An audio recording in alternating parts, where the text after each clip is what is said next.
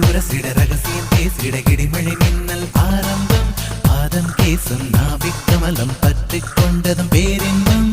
தக தகவென எரிவது தீயா சுட சுடவென தொடுவது நீயா தொடு தொடுவென சொல்லுகின்றாயா கொடு கொடுவென கொல்லுகின்றாயா